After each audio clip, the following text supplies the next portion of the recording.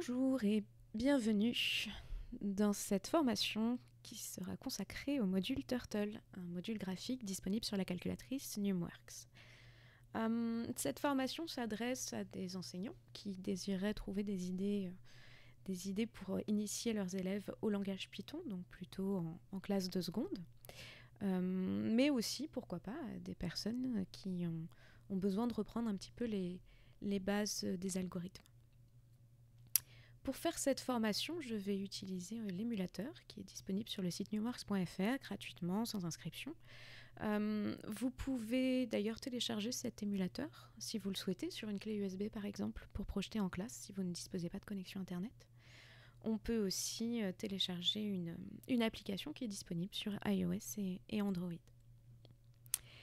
Alors, donc, aujourd'hui, nous allons parler de Turtle. Pourquoi Turtle ? Eh bien, c'est un petit module graphique, donc, qui va nous permettre de représenter plein de choses à l'écran et de voir en fait comment les algorithmes s'appliquent et s'exécutent. On va pouvoir s'initier aux instructions usuelles, on va aussi pouvoir comprendre un petit peu la logique que demande la programmation. Puisque Turtle, comme vous le voyez à l'écran, en fait, c'est une petite tortue qui porte un crayon sur son dos. Et on va pouvoir piloter cette tortue à l'aide d'instructions, donc avancer, tourner à gauche, à droite, etc. Et elle va se déplacer sur l'écran en emmenant son crayon avec elle, et elle va donc pouvoir tracer tout un tas de figures que nous allons programmer. Turtle constitue donc une bonne approche, une approche très visuelle en fait de la programmation. Et Turtle va aussi nous permettre, par exemple, de faire le lien avec Scratch, ce qu'on verra par la suite. Dans un premier temps, ce que je vous propose, c'est déjà de jeter un œil à notre application Python. Donc, sur la calculatrice, vous pouvez vous déplacer dans les applications avec les touches directionnelles, bien sûr. Donc, lorsque je vais dans mon application Python, voici ce que j'obtiens. J'ai une liste de fichiers .py, c'est ce qu'on appelle des scripts. Et c'est là-dedans en fait que sont inscrits donc les algorithmes. Alors on peut regarder ensemble si vous voulez. Donc là, si je valide avec la touche OK, je vais pouvoir accéder donc à ce premier fichier, squares.py, et vous avez ici accès à l'éditeur de script. C'est-à-dire que c'est là que vous allez pouvoir modifier le script. On peut le faire là directement par exemple. On peut écrire, on peut effacer, etc. Donc là, on a un script qui est déjà bien costaud. Nous, on va écrire des choses un peu plus simples, bien sûr, mais ça peut déjà donner une petite idée de ce à quoi ressemble un script, de sa syntaxe, etc. Je retourne en arrière avec la touche arrière, tout simplement, qui se situe à côté de la touche OK, et qui me permet en fait de revenir en arrière dans mon menu. Et donc lorsque j'appuie sur ma touche arrière, je retourne à ma liste de scripts. Pour ensuite exécuter ces scripts, on va tout simplement utiliser la console d'exécution. On a un énorme bouton en bas auquel on peut accéder là aussi avec les flèches. On verra aussi qu'il y a un autre moyen pour exécuter ces scripts. Nous allons en créer un nouveau. Donc je vais sélectionner la cellule « Ajouter un script », touche OK. J'ai maintenant la possibilité d'entrer un nom pour mon script.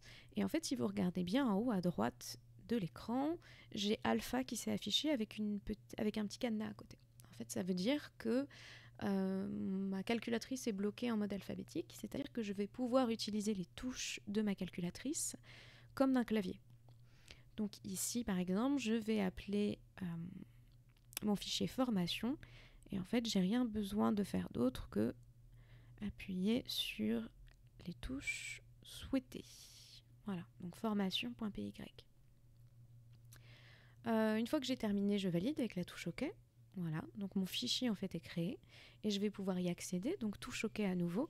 J'accède à mon éditeur de script. Et là, on peut voir donc que mon script est tout vide. Donc c'est normal. Alors pas tout à fait vide. On peut voir qu'il y a une première ligne de code. From math, import étoile. Qu'est-ce que ça veut dire ? Eh bien, ça veut dire qu'en fait, on a une bibliothèque de fonctions, le module math, qui a été importé dans sa totalité. Import étoile, ça veut dire importer dans sa totalité. Et ce module math, il est important, c'est pour ça qu'en fait on l'importe par défaut lors de la création d'un script, parce qu'en fait, il va contenir tout un tas de fonctions qui vont être absolument essentielles pour nous, comme par exemple les fonctions trigonométriques, comme la fonction racine carrée, etc. Puisqu'en fait, Python est capable de faire des opérations simples, des additions, etc., de façon naturelle, mais pour faire des fonctions un peu plus compliquées, par exemple la racine carrée, il faut le programmer au préalable. Et donc c'est pour ça qu'on importe en fait dans ce module maths la totalité des fonctions qui existent. Si vous voulez, on peut jeter un œil d'ailleurs. Alors regardez, ici j'ai ma touche boîte à outils, et cette touche boîte à outils, elle est extrêmement importante, puisqu'on va retrouver en fait tout ce dont on va avoir besoin tout au long de notre écriture de script. Alors regardez, si je fais la deuxième sous-catégorie, la catégorie module, voilà le premier module qu'on me propose, c'est le module maths. Donc là, on n'a pas besoin de l'importer, mais on peut regarder ensemble un petit peu ce qu'il y a dedans. Donc avec les touches directionnelles, je me déplace, je vais dans mon module. Là, d'abord, j'ai des fonctions, des instructions qui me permettent d'importer le module, mais on a vu qu'on l'avait déjà fait. Et si je descends, voilà, j'ai accès à tout un tas de fonctions qui sont importées donc avec le module maths, avec la fonction exponentielle par exemple, le logarithme, etc. Les cosinus, sinus, on en parlait. Voilà. Donc toutes ces fonctions qui vont être absolument essentielles pour nous. Alors je reviens en arrière. Hop. Et je retourne du coup à mon script. Donc là, j'ai importé un module maths. Très bien. Nous, aujourd'hui, en fait, notre objectif, c'est de parler du module Turtle. Donc on va devoir importer ce module Turtle. Donc je retourne dans ma boîte à outils. Sous catégorie module, pareil, touche directionnelle. Et là, en descendant, hop, j'ai le module Turtle. Donc touche de droite, et je vais sélectionner From Turtle import étoile, ce qui va me permettre donc là aussi d'importer la totalité de mon module Turtle et d'avoir accès à toutes les instructions de ce module. Et on va les passer en revue ensemble. Donc là, je fais touche OK, et ma ligne de code s'affiche en entier. Je retourne à la ligne avec la touche exe, voilà, ce qui me permet de continuer d'écrire. Alors, ce qui est intéressant avec ce module Turtle, Ce qui est intéressant avec ce module Turtle, c'est que donc on va pouvoir piloter notre tortue à l'écran. Alors on va regarder ensemble. Je retourne dans ma boîte à outils, module. Donc j'ai toujours ma petite tortue avec son crayon sur le dos. Et qu'est-ce que je vais pouvoir en faire de cette tortue? Alors généralement quand on lance le script, la tortue est au centre de l'écran, tournée vers la droite. Et voilà, à partir de là, qu'est-ce que je vais pouvoir faire? Je vais pouvoir avancer d'un certain nombre de pixels avec forward, reculer avec backward. Donc on utilise les pixels effectivement pour se déplacer sur l'écran. On a un écran qui est divisé en fait avec 320 pixels en longueur, et en hauteur on a 222 pixels, que j'arrondirai toujours à 220 parce que ça facilite les calculs. Donc on va se déplacer comme ça en fonction de la taille de l'écran. Ça vous donne une idée justement de l'échelle.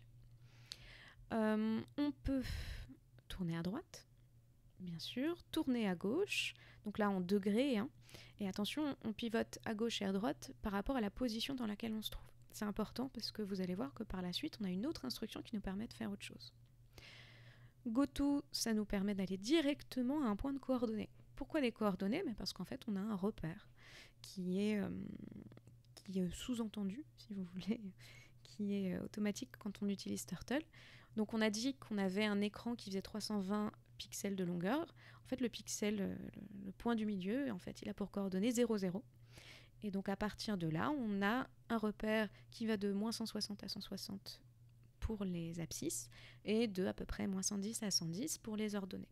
Et donc on va pouvoir justement utiliser notre tortue qui va pouvoir se déplacer directement au point de coordonnées qu'on a choisi. Cette heading, je vous en parlais tout à l'heure, je vous ai dit, attention, quand on tourne à gauche et à droite, c'est toujours par rapport à notre position de départ. Ici, cette heading, en fait, il nous permet de mettre un cap, mais de manière absolue. C'est-à-dire que les degrés qu'on va indiquer, c'est par rapport là aussi à un repère. Et ce repère reprend un petit peu le cercle trigonométrique. C'est-à-dire que 0 degré, ma tortue va être tournée vers la droite. Si je sélectionne 90 degrés, elle va tourner vers le haut, 180 degrés à gauche, etc., etc. Donc là, on est vraiment dans quelque chose d'absolu. Circle permet de tracer des cercles. On peut changer la vitesse de tracé. On peut renvoyer la position ainsi que l'orientation si on en a besoin plus tard. Donc pour réutiliser une position, une orientation. Et alors pen down et pen up, ils sont très importants puisqu'ils vont nous permettre de baiser un crayon et de relever le crayon. Et alors justement, vous vous souvenez, on peut déplacer la tortue directement en fait à un point de coordonnée. Sauf que si ma tortue en fait, elle laisse traîner son crayon derrière elle, je vais avoir des gros gribouillis sur mon dessin. Donc du coup, si on veut déplacer notre tortue et qu'on ne veut pas qu'elle laisse un gros trait de crayon derrière elle, il va falloir relever le crayon avec pen up et ensuite reposer le crayon avec pen down et reprendre le dessin. Pen size avec la taille du tracé, is down qui donne la position justement du crayon, pouvoir écrire un texte, réinitialiser le dessin, afficher ou masquer la tortue, pourquoi pas. Et après, on a tout un tas de choses sur les couleurs, donc avec plein de couleurs préenregistrées. Et ça, on reviendra dessus un petit peu plus tard. Voilà. Donc vous voyez, en fait, toutes ces instructions de base vont être très pratiques et elles vont être très pratiques en plus parce qu'en fait, elles vont nous permettre de faire le lien en fait avec Scratch. Normalement, Scratch, les élèves ont déjà découvert au collège et on retrouve en fait des instructions qui sont similaires à Scratch. Donc on a par exemple le effacer tout, qui est le reset, relever le stylo, pen up, choisir la couleur, donc avec la color, aller à, donc c'est le go-to qu'on a vu, s'orienter à 90 degrés, c'est le set heading, donc justement pas par rapport à une position de base, mais vraiment s'orienter à 90 degrés, donc vers le haut. Stylo en position d'écriture, c'est le pen down. Mettre A à 10, là pour le coup c'est une instruction Python A égale 10, répéter 8 fois, c'est une boucle qu'on connaît, etc. etc. Donc en fait, on peut faire le lien, un lien assez direct entre ce que les élèves connaissent de leur collège avec Scratch et donc Turtle, qui va nous permettre donc de représenter tout ça graphiquement. Mais en ayant justement un petit côté de passer du langage naturel au langage Python, qui est un petit peu plus exigeant. Donc là, par exemple, pour le script que je vous ai affiché à l'écran, donc l'algorithme en langage naturel, voilà ce que ça donne avec notre tortue. On a ici un script qui est basé justement sur la répétition, et cette répétition, on peut l'utiliser avec les élèves pour tracer des figures géométriques intéressantes. Alors là, je vous ai mis l'exemple de l'étoile à 5 branches. On peut leur présenter un programme, par exemple, sous cette forme-là. Donc ici, on a quelque chose qui est basé sur la répétition, puisqu'en fait, on va utiliser 5 coups de crayon pour tracer notre étoile. Et ces 5 coups de crayon, ils vont être forcément de même longueur. Et ils vont nécessiter un pivot qui possède le même nombre de degrés. Donc ça demande bien évidemment à l'avance de prévoir, justement de calculer tout ce qui est orientation avec les angles pour pouvoir tracer la figure souhaitée.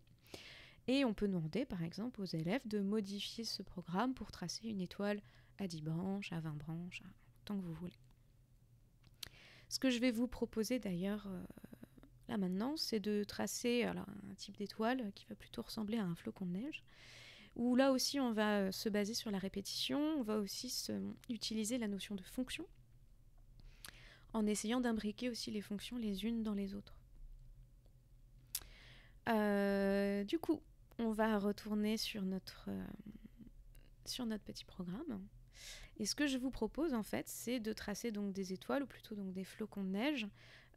Et on va utiliser plutôt une figure de base qui va être le losange. Donc déjà, on va voir comment tracer un losange. Pour cela, donc on va créer en fait une fonction losange.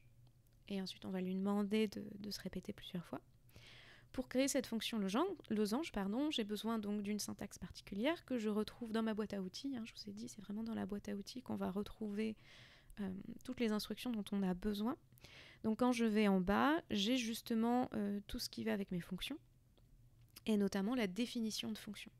Donc ici, c'est exactement ce que je veux faire. Je veux définir une fonction, donc je valide avec la touche OK. Et là, j'ai tout ce qui s'affiche correctement, sauf bien sûr le nom de la fonction et le nom de mes variables, mais j'ai aussi la syntaxe qui va avec, ce qui va permettre aussi d'éviter les erreurs. Donc là, en l'occurrence, j'aimerais donc créer une fonction qui s'appelle losange. Donc là, vous, bien sûr, vous utilisez le mode alphabétique. Pour enclencher le mode alphabétique, on va appuyer 2 fois sur la touche alpha.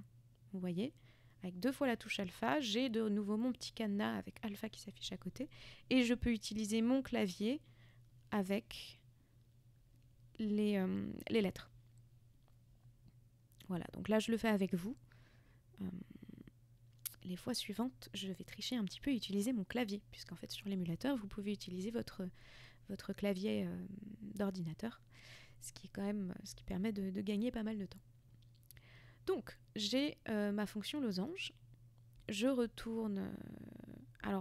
ma fonction losange, elle n'a pas de variable pour le coup, puisque je vais juste lui donner des instructions très précises.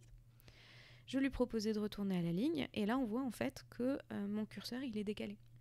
C'est ce qu'on appelle l'indentation. C'est normal, puisqu'en fait toute la série d'instructions qui va correspondre à ma fonction losange va être indentée. C'est ça qui va permettre finalement de reconnaître toutes les instructions qui appartiennent à cette fonction. Donc mon losange, je vais tricher un petit peu, hein. Moi j'ai fait les calculs auparavant, donc je vais utiliser mes anti-sèches honteusement. On va faire un losange qui va avoir 80 pixels de côté. Et puis ensuite pour les angles, après là on peut choisir un peu ce qu'on veut, hein, tant que ça tient la route. Moi je vais utiliser donc des angles que j'ai prédéfinis, on verra tout de suite. D'abord, donc je demande à ma tortue d'avancer. J'ai besoin qu'elle avance de 80 pixels. Donc on peut retourner dans le menu, donc dans la boîte à outils.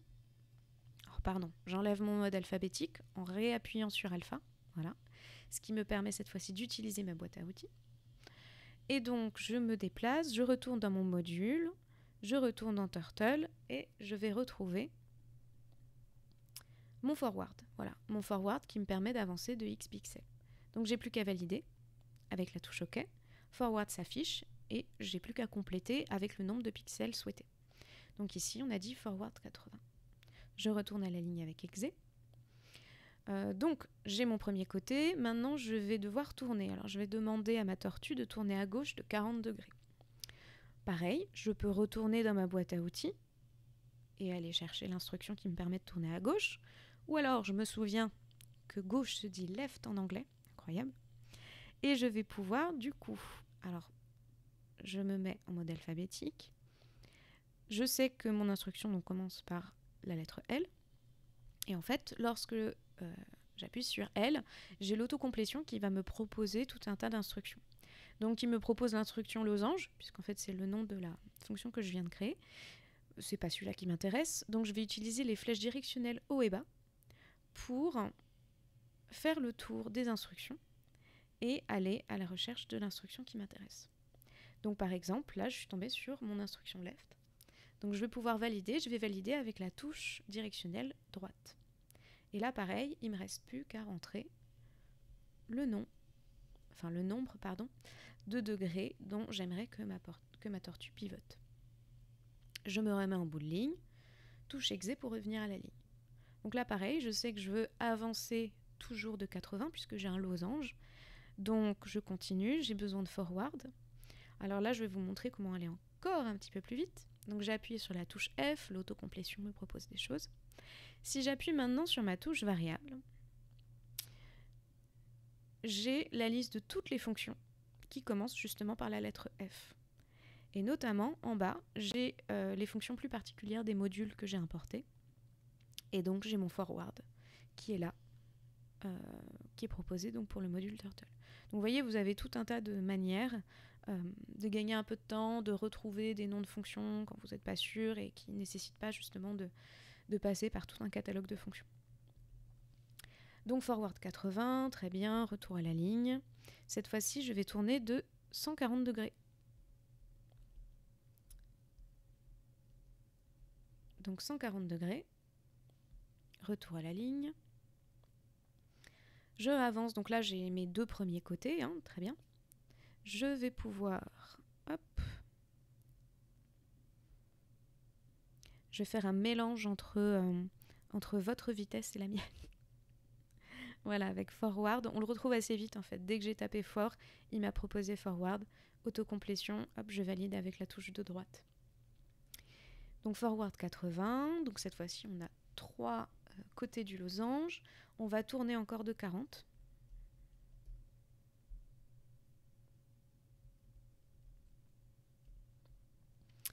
Ensuite, je réavance de 80.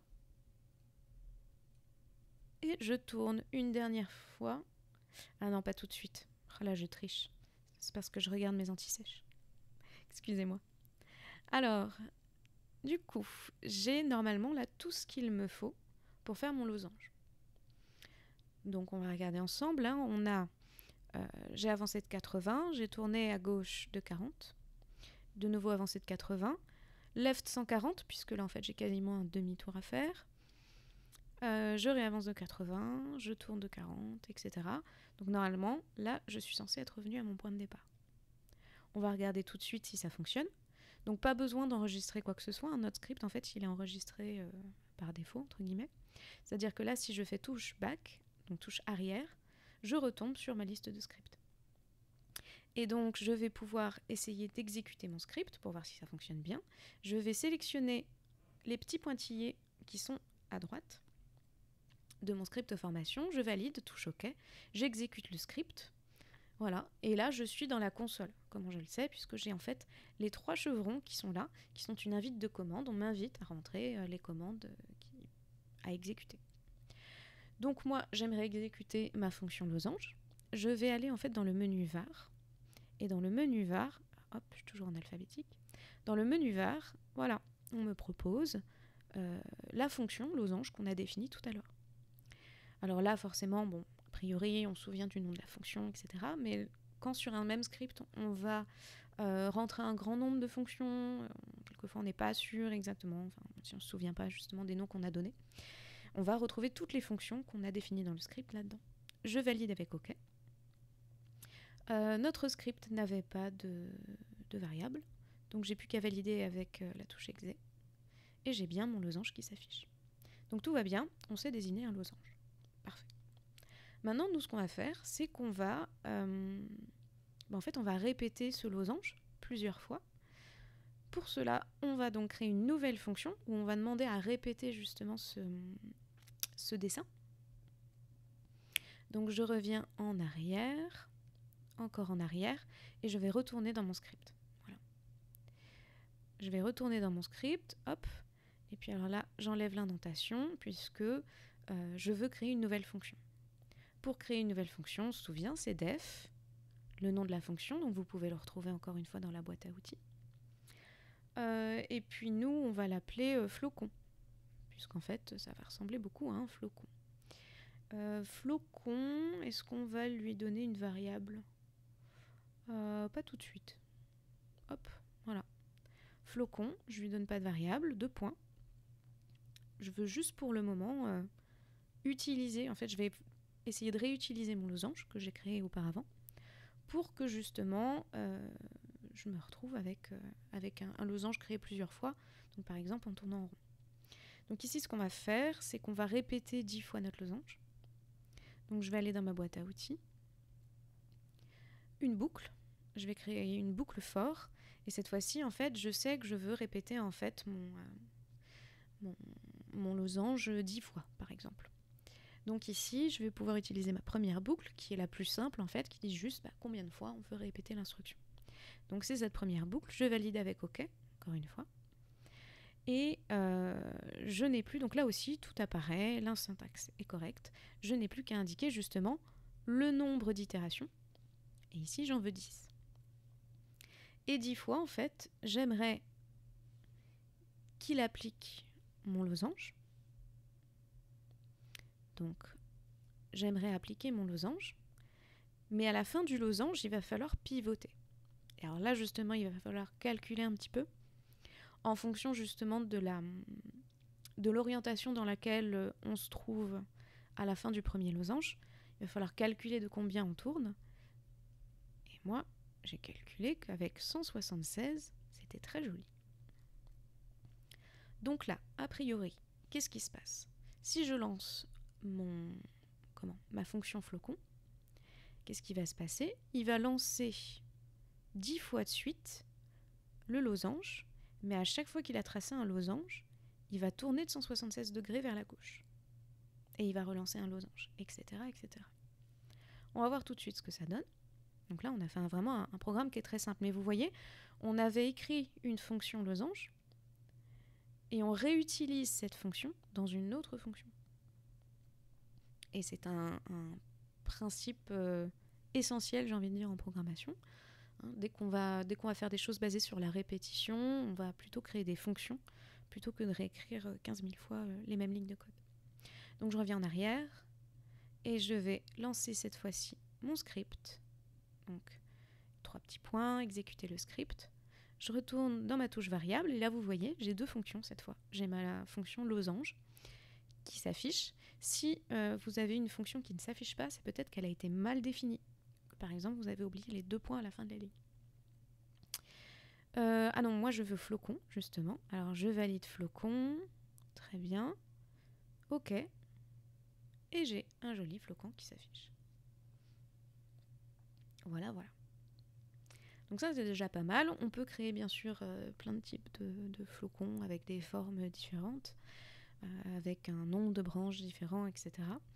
C'est l'activité de Noël rêvée. C'est la parfaite activité de Noël. On va voir comment on peut rendre ça un petit peu plus intéressant quand même, pour aller un petit peu plus loin, pour vous montrer aussi comment ça marche avec les couleurs. Alors je reviens en arrière, je vais retourner dans mon script formation, et en fait ce qu'on va faire, c'est qu'on va, on va déjà modifier notre flocon pour qu'il soit un petit peu plus petit. Et après, on va en dessiner plusieurs. Alors, donc, je vais retourner dans mon losange du début. Donc, plutôt que de lui dire d'avancer à chaque fois de 80 pixels, je vais lui dire juste 5 pixels. Donc, je vais faire des tout petits flocons. Mais le but, justement, c'est d'en faire plusieurs. On va faire de la neige. Hop, je modifie.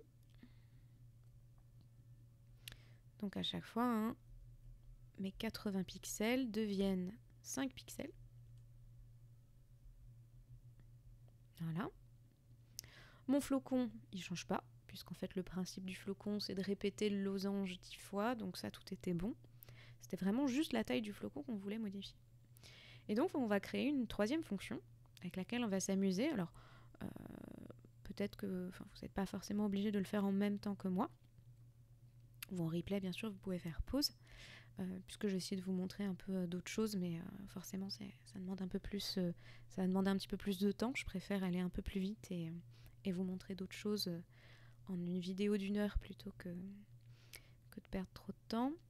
Donc je vais créer, excusez-moi, hop, je retourne dans les fonctions, je vais chercher ma définition de fonction et je vais créer une fonction qui s'appelle neige. Et cette fois-ci, je vais lui accorder une variable, c'est-à-dire que je vais dessiner un certain nombre de flocons et j'aimerais pouvoir décider du nombre de flocons. On va dire que la variable c'est x. Non, tiens, n, c'est un entier. Ah, tiens, quel intéressant. Vous voyez, j'ai tapé n et l'autocomplétion me propose, par exemple, ma fonction de neige que j'avais fait au-dessus. Je ne veux pas de cette proposition. Du coup, j'utilise la touche arrière et l'autocomplétion disparaît. Donc, ma variable, c'est n, puisque c'est un entier. J'aimerais tracer un certain nombre de flocons de neige. Alors, là, ce qu'on va faire, c'est qu'on va proposer justement à notre script de placer des flocons de neige un peu n'importe où dans l'espace. Alors justement, ça va faire appel au repère qu'on a utilisé tout à l'heure et ça va surtout faire appel à un autre module. Donc il va falloir qu'on importe. Donc je vais retourner, je suis désolée, je vous fais retourner en arrière. Mais on va importer un nouveau module qui est un petit peu rigolo. Hop, je fais un petit peu de place, voilà, avec la touche exec. Je vais importer le module random qui me permet en fait de générer des nombres aléatoires. Et ça va me permettre, là en l'occurrence, de faire apparaître mes flocons de neige un peu n'importe où sur l'écran. Alors, pour ça, boîte à outils, je retourne dans les modules et je vais chercher le module qui m'intéresse. Donc en fait, dans les modules, vous allez voir, il y aura d'autres formations et puis surtout, vous avez plein d'indications aussi dans le mode d'emploi manuel d'utilisation Python dans la section modules. Vous avez un peu plus d'informations là-dessus, et puis n'hésitez pas si vous avez des questions. Mais dans les modules, vous avez des choses hyper intéressantes. Matplotlib, vous connaissez sans doute, ça permet de faire des graphiques. Donc là, on utilise Turtle. Et Random, il est super utile, surtout quand on va faire de la simulation d'échantillonnage, par exemple. Ça permet donc de, ce que je vous disais tout à l'heure, générer aléatoirement des nombres.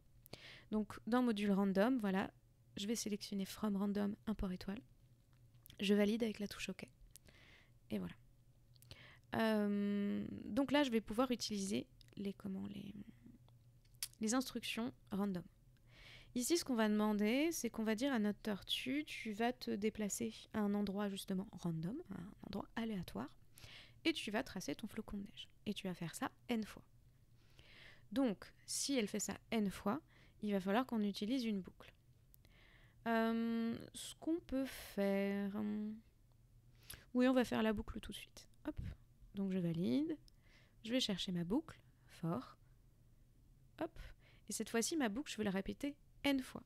Donc n étant, touche back, je refuse l'autocomplétion, n étant ce nombre, en fait, ma variable en fait d'entrée de ma fonction neige. Je retourne à la ligne. Ce que je veux répéter n fois, c'est le fait de se déplacer, de tracer le flocon. Donc on a dit tout à l'heure, hein, attention, si je me déplace, le problème c'est que j'emmène mon crayon avec moi. Donc, je vais lui demander de relever le crayon, et on se souvient que c'est la fonction pen up. Voilà. Donc, pen up, je lève le crayon, je me déplace. Pour se déplacer, c'est l'instruction goTo. Et vous voyez, goTo, on me rappelle dans l'autocomplétion qu'il faut l'écrire avec un X et un Y. Et justement, c'est pour ce X et ce Y qu'on va laisser aller notre imagination. Ou plutôt, on va demander à notre script d'aller chercher un nombre au hasard. Alors x, donc on est d'accord que c'est l'axe des abscisses. Mon axe des abscisses, il est défini, on a dit de moins 160 à 160 pixels. Donc on va lui dire, tu vas générer un nombre aléatoire, un entier aléatoire entre moins 160 et 160. Si vous ne connaissez pas les instructions du module random, on va dans la boîte à outils, on va chercher notre module. Random est ici. Et moi, l'instruction qui m'intéresse, c'est celle-ci, randint, qui permet de générer un entier aléatoire dans A et B étant inclus. Donc je valide, touche OK. J'ai juste à entrer les bornes, justement, donc le A et le B. Ici, on a dit moins 160 et 160. Voilà, donc ça c'est ma première coordonnée, randint, un nombre aléatoire entre moins 160 et 160. Ma deuxième coordonnée, ça va être aussi un nombre aléatoire, donc toujours randint, mais cette fois-ci, je vais générer entre moins 110 et 110. Ce qu'on a dit, on a un petit peu plus de 220 pixels en hauteur. Voilà. Ah, j'ai effacé une parenthèse par mégarde, puisque là, en fait, j'ai la parenthèse en fait, de mon randint, mais il me manque la parenthèse de mon goTo. Voilà.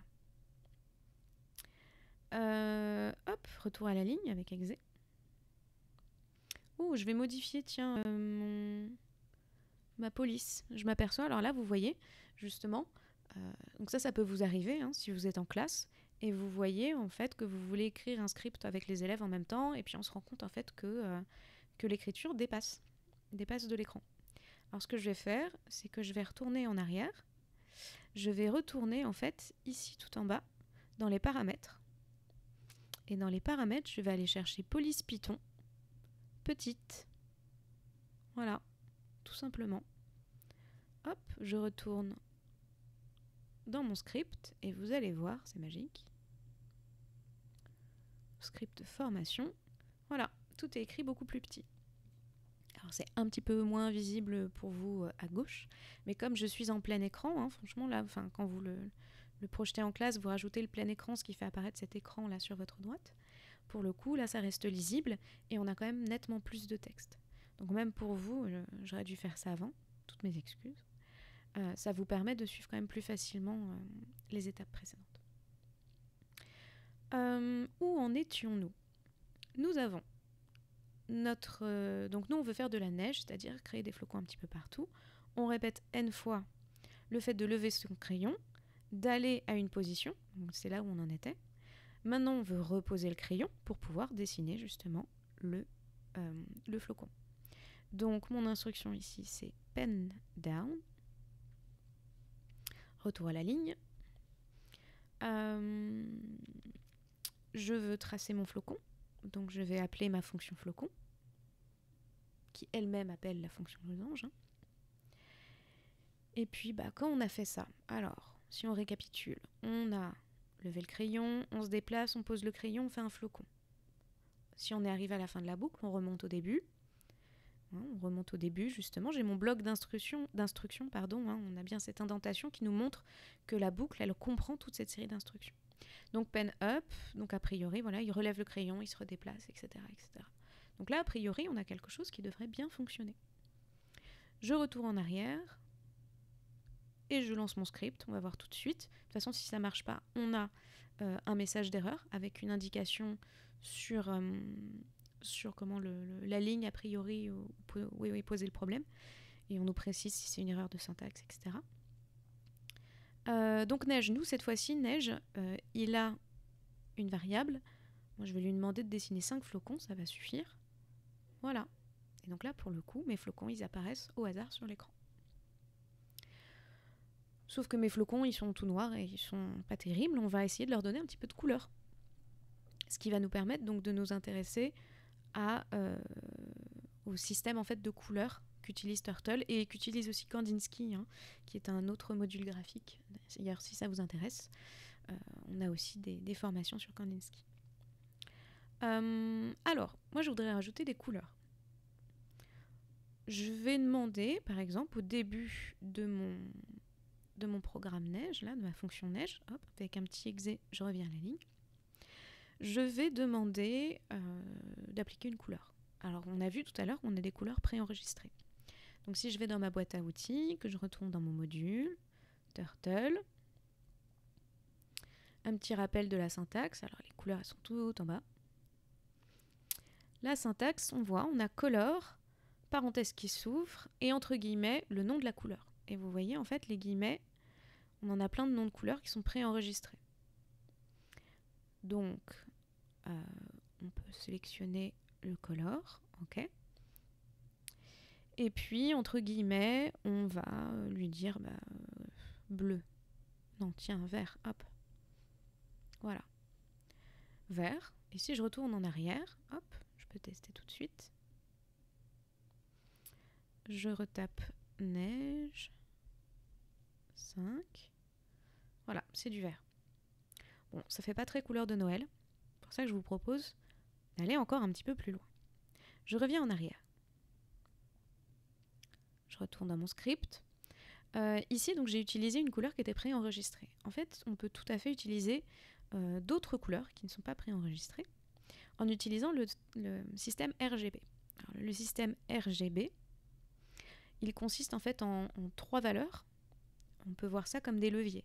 J'ai un levier, donc RGB, ça veut dire red, green, bleu. J'ai un levier red, rouge, un levier green, vert, et un levier blue, bleu. Et ce levier, il existe entre 0 et 255. Donc 0 par exemple, là si je mets tous mes leviers 0, donc rouge, bleu, vert à 0, j'ai pas de couleur, j'ai du noir. A l'inverse, si je les mets tous à 255, que je les pousse tous à fond, je vais avoir toutes mes couleurs à fond, donc je vais avoir du blanc. Nous, on va faire du cyan, parce que c'est plus sympa pour faire la neige. Et le cyan, c'est un mélange de bleu et de vert. Je vais donc demander, donc je laisse mon levier rouge à 0, mon levier bleu et mon levier vert, je les mets tous les deux à 255.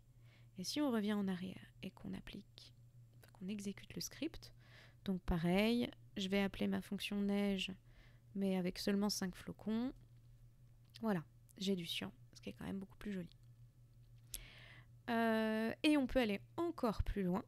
Alors là, ça peut être intéressant justement si vous avez des élèves qui sont un peu en avance, qui sont un peu débrouillards. En plus, si vous leur avez expliqué déjà le principe du random pour positionner justement les flocons, vous pouvez leur demander justement de chercher comment faire pour avoir des couleurs aléatoires. Et ce qu'on peut faire du coup, alors pardon, je ne veux pas exécuter le script, je veux le modifier. Voilà, ce que je peux faire, c'est que ma couleur, au lieu de la définir en fait au début de ma fonction et avant la boucle, c'est-à-dire qu'en fait je change de couleur avant de faire mes dessins, je peux alors j'efface toute cette ligne, je peux l'introduire dans la boucle. C'est-à-dire qu'ici, hop, je reviens à la ligne, je vais introduire justement l'instruction color. Et je vais utiliser mon système RGB, donc avec mes 3 couleurs, mes 3 nombres entre 0 et 255. Mais je peux demander justement à randomiser, à rendre aléatoire en fait, le choix des nombres entre 0 et 255. Donc j'ai mon randint entre 0 et 255. Donc vous n'êtes pas obligé de le faire en même temps que moi, hein, si ça prend un petit peu de temps. Randint 0, 255. J'ai créé une main, comme ça vous permet de garder le rythme. Et mon randint, donc pour la 3e couleur, hein, j'ai red, green, blue, entre 0 et 255. Voilà, je ferme ma parenthèse, je ferme mon color, et a priori, tout est bon. On va tester tout de suite. Je reviens en arrière, j'exécute mon script. Cette fois-ci, on va se faire plaisir avec un petit peu plus de couleurs, enfin un petit peu plus de flocons. Je vais lui demander 10 flocons. Voilà, donc il y en a certains qui sont quasiment de la même couleur, mais en l'occurrence, c'est le fruit du hasard. Voilà. Donc déjà, avec ça, on a pas mal de choses à faire avec les élèves, à proposer avec les élèves. Vous voyez qu'il y a moyen d'aller un petit peu plus loin pour ceux qui vont plus vite. On peut demander de positionner des étoiles sur des emplacements précis. Je ne sais pas si on dessine un joli sapin avec Turtle, hein, ça se fait. C'est un peu long, mais ça se fait. Quoique, même avec un système de triangles imbriqués, on peut facilement faire un sapin, positionner l'étoile en haut, en choisissant sa couleur, etc. Enfin, il y a plein de petites choses et de petites variantes à trouver avec les élèves. Je vais vous proposer aussi un autre type d'activité. Alors, je reviens en arrière. Et ouais, je vais vous proposer un autre type d'activité qui va justement peut-être pour introduire la notion de fonction. La notion de fonction, en fait, en Python, eh bien, on peut utiliser la notion de fonction mathématique pour l'introduire. Donc en fait, on peut faire un petit peu des deux. Puisque, en fait, je vous ai dit tout à l'heure, Turtle utilise un système de repères. On a un axe X, un axe Y, et avec une origine en 0, 0. Donc en fait, comme sur un repère orthonormé. Ce qui fait qu'on peut réutiliser ça, par exemple, pour tracer justement des fonctions. Alors bien sûr, le résultat va être un petit peu différent, mais là aussi, on peut voir avec les élèves comment aller plus loin, comment essayer de modifier tout ça pour que les dessins soient un petit peu plus acceptables. Donc là, par exemple, on a cette fonction 5 racines de x-3 qu'on peut tracer avec notre module, enfin l'application fonction, pardon, hein, bien sûr. Ce que je vous propose, c'est de tracer cette fonction en utilisant Turtle. A priori, c'est largement faisable puisque on a une tortue, donc on a toujours notre tortue qui trimballe son petit stylo derrière elle. Et vu que, en fait, tout comme on ferait en classe, en traçant point par point et en joignant les points, on va demander à notre tortue de se déplacer d'endroit de point en point, coordonnée en coordonnée, pour tracer la fonction. Je vous propose donc pour cela, donc je retourne dans mon application Python, je vais créer un deuxième script, voilà, que je vais appeler formation 2. Incroyable. Formation 2. Voilà. From math import étoile. Donc ici, ce qu'on va faire, c'est que déjà, on va utiliser donc la notion de fonction, comme on disait tout à l'heure, hein, puisqu'en fait, une fonction Python, ça nécessite des variables d'entrée et ça permet de retourner des variables de sortie.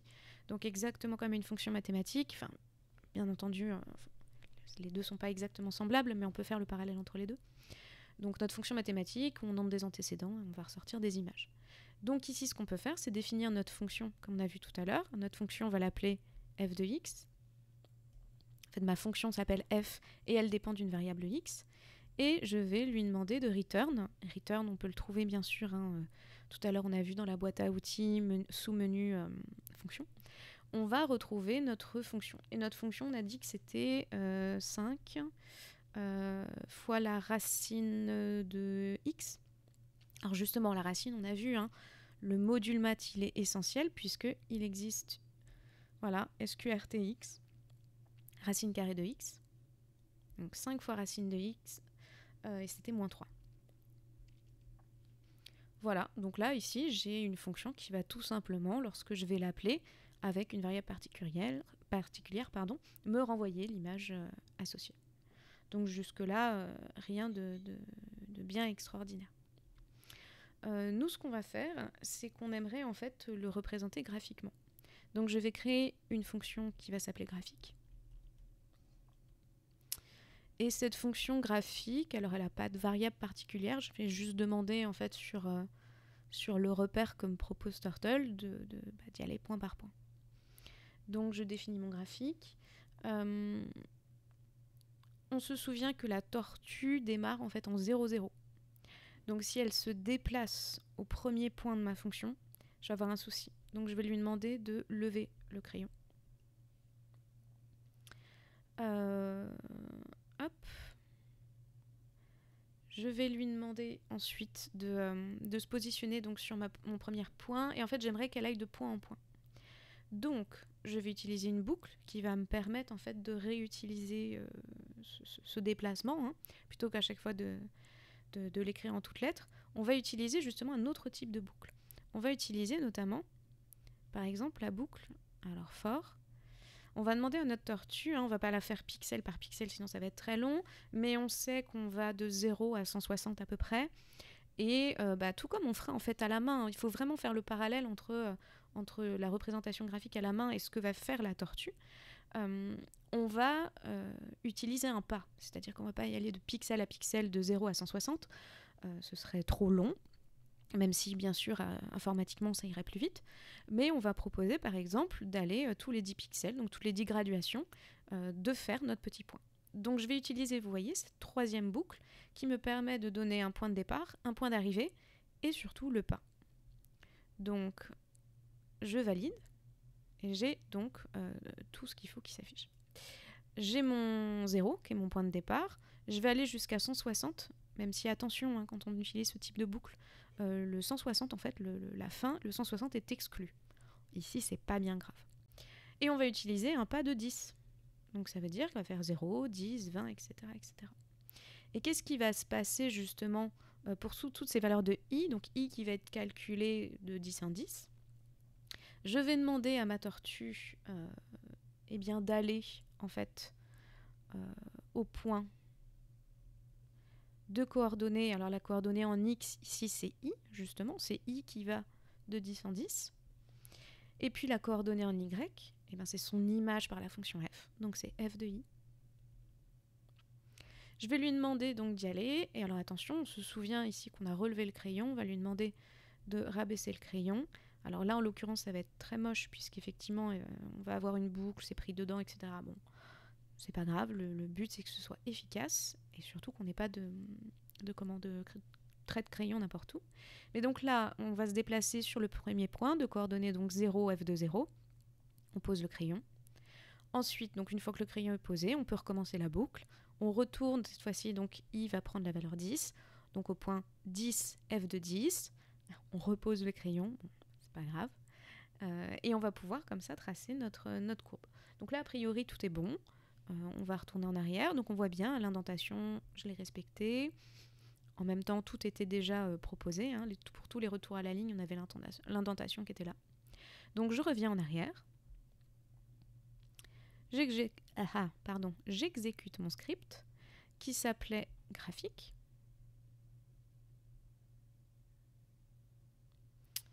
Et je valide. PenUp is undefined. Oh, mais oui. Les aléas du direct. Il se trouve que là-haut, on travaille sur Turtle, mais si on n'importe pas Turtle, on ne peut pas utiliser les instructions Turtle. Et vous voyez, en fait, il me le disait tout de suite. Il m'a dit tout de suite, ligne 7, vous avez utilisé une instruction qui s'appelle PenUp et qui n'est pas définie. Bah oui, elle n'est pas définie, puisque effectivement, je n'ai pas importé mon module. Donc en fait, en lisant tout simplement en lisant le message d'erreur, généralement, on peut assez vite se repérer.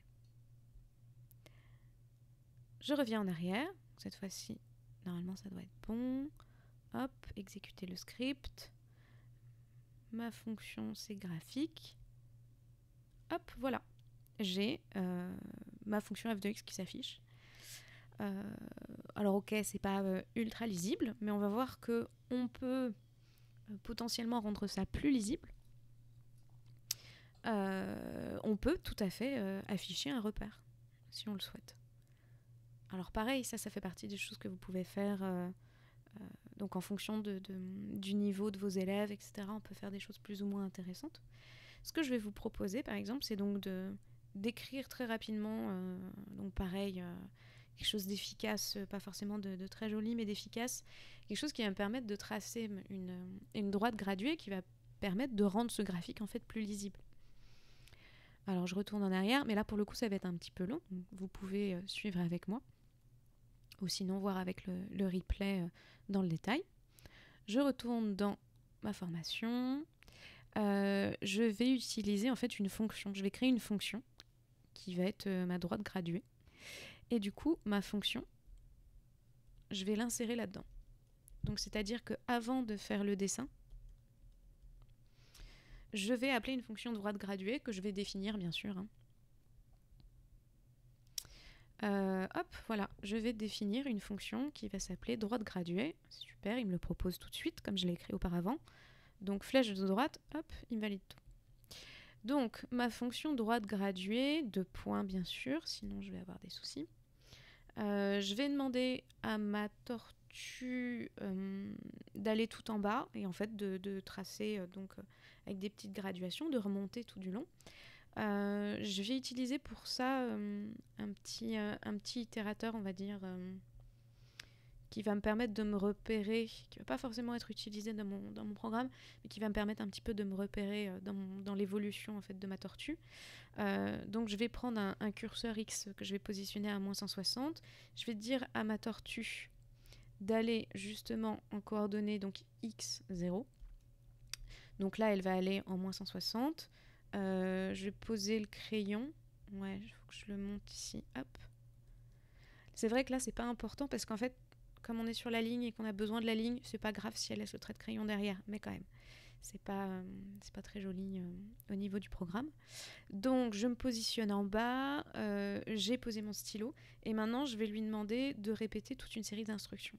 Et là, je vais utiliser un autre type de boucle. Je vais utiliser ma boucle while. C'est-à-dire qu'en fait, comme X, c'est mon petit curseur qui va monter de 10 en 10, je vais lui dire, tant que X est inférieur à 160, tu vas répéter plein de choses. Parce que je ne vais pas m'amuser à compter le nombre de graduations que je veux. Donc, je ne vais pas utiliser une boucle for qui me permettrait, donc, à partir du nombre d'itérations, de faire ça. Quoi on pourrait. Je vais lui dire, bah, tiens, en fait, tant que X est plus petit que 160, tu vas aller te positionner. Donc là, on est tout à gauche. Je vais lui dire, tu vas tourner la tête à droite. Tu vas avancer. Et à chaque fois, tu vas avancer en fait de 10. Quand tu as avancé de 10, tu tournes la tête de 90 degrés à gauche.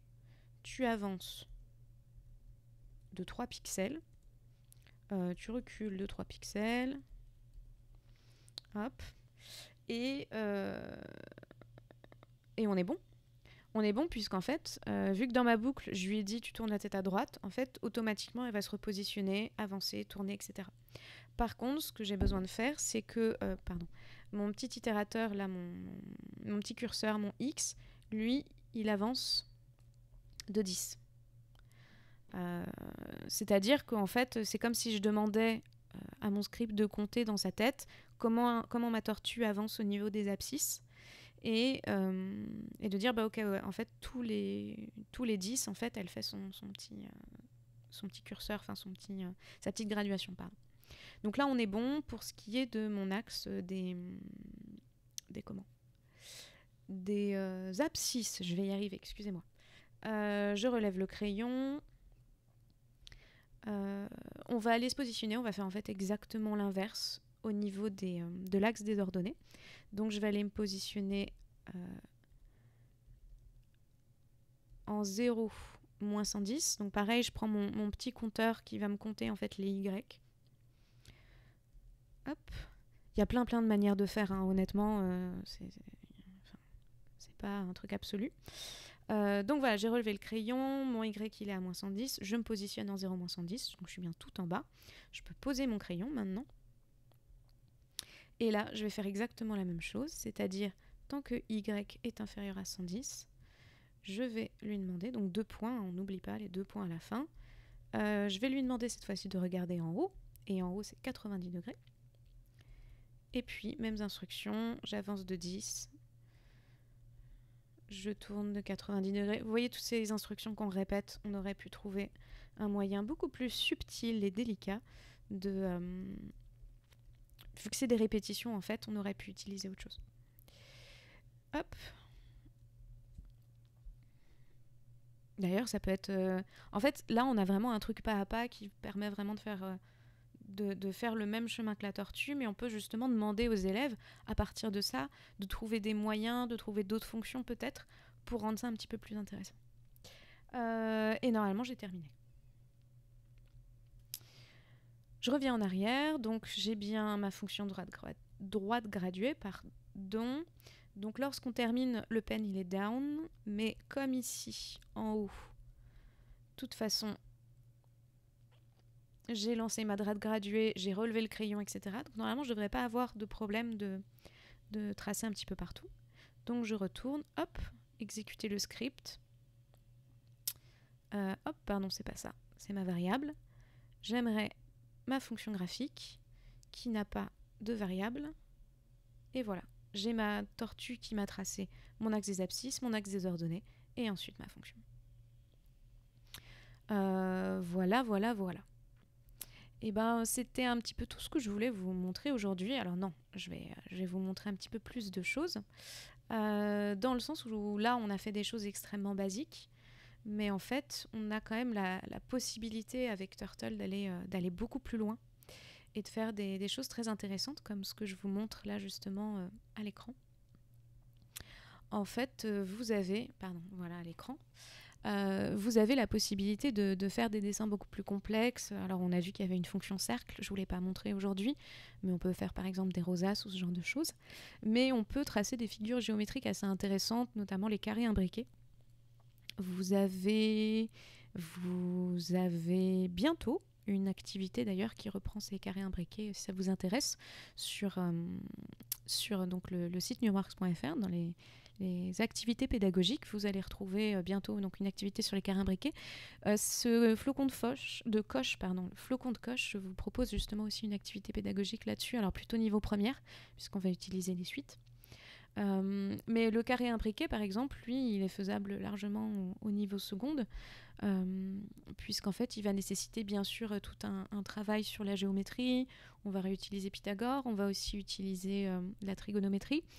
Alors attention, il faut avoir vu la modification, enfin le transfert angle, degré et radian, puisqu'en fait, dans le module maths, les fonctions trigonométriques fonctionnent avec des radians. Et on a vu qu'avec Turtle, le pivot se faisait en degrés.